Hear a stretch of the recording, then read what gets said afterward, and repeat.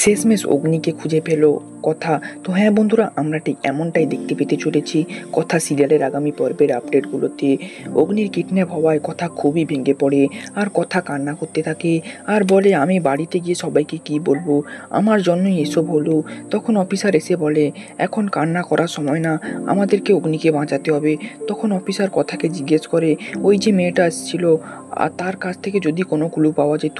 তখন কথা বলে ও জামাই টুকরোয় লেখা ছিল মুসিনগ্রাম। তখন অফিসার বলে ওটা তো বর্ডারের ওই পারে, আমরা কালকেই ওখানে ড্রোন পাঠাবো। পরের দিন ড্রোন পাঠিয়ে কোনো লাভ হয়নি, কিছুই দেখতে পাওয়া যায়নি বর্ডারের ওই পারে। অপরদিকে অগ্নির কাছে জানাব যায় আর বলে আপনি ভালো আছেন তো, এখান থেকে একদমই বেরোনোর চেষ্টা করবেন না, যদি বেরোনোর চেষ্টা করেন তাহলে তার পরিণাম হবে মৃত্যু। তখন অগ্নি বলে আমি খুব ভালো করেই জানি আপনারা আমাকে কিছু করবেন না, কারণ আপনাদের আমার দরকার নেই, দরকার কথাকে, আমি নিশ্চয়ই এখান থেকে বেরোবো। অপরদিকে একজন অফিসার এসে বলে বর্ডারের ওপার থেকে এপারে কিছু জন এসেছে। তখন কথা বলে তাহলে ওরাই পাচক মশাইকে কিডন্যাপ করেছে।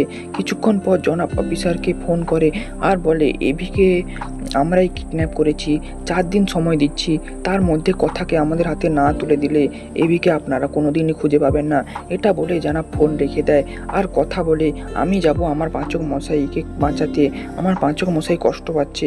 তখন সবাই মিলে কথাকে বোঝায় তোমাকে আমরা ওদের কাছে কিভাবে পাঠাতে পারি। তখন কথা বলে আপনারা যদি আমাকে না যেতে দেন তাহলে আমি একাই চলে যাব। তখন অফিসার বলে ঠিক আছে, এই ব্যাপারে পরে ভেবে দেখা যাবে। তাহলে কি কথা সত্যি অগ্নির কাছে যাবে? বন্ধুরা তোমাদের কি মনে হয় তা অবশ্যই কমেন্ট করে জানাবে। আর ভিডিওটি যদি একটু খুব ভালো লেগে থাকে তাহলে ভিডিওটিকে লাইক করবে আর চ্যানেলটিকে সাবস্ক্রাইব করে পাশে থেকো।